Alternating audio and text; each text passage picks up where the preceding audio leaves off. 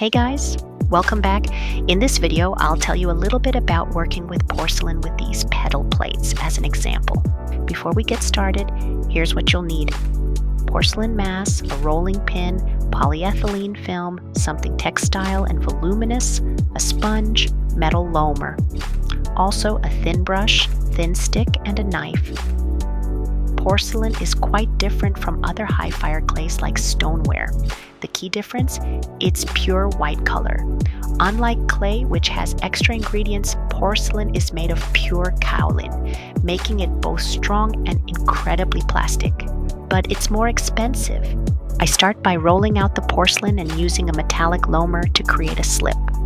Then I cut out a petal shape.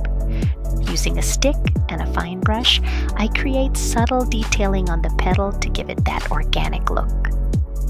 To help the petal hold its shape, I place it on a textured pillow made from fabric. After a couple of hours, the petal has firmed up.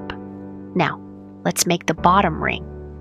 I roll out a thin strip of porcelain, secure it to the base, and use a makeup sponge to smooth it out. Porcelain dries super fast.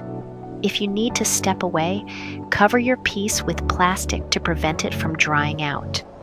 When working on bigger projects like vases, I even use a humidifier while sculpting to slow down the drying process. Once the ring is in place, I flip the plate over so the base flattens a little. You can even put something light on top to help it settle. Now it's time for the first firing. I fire at 1000 degrees Celsius for a bisque finish. Once that's done, we move on to glazing. Before glazing, I lightly sand the surface for smoothness. I always wear a mask when sanding. Ideally, I'd do this outside, but that's not an option today. I'm working indoors with extra ventilation. Glazing. The first plate gets a transparent glaze by dipping.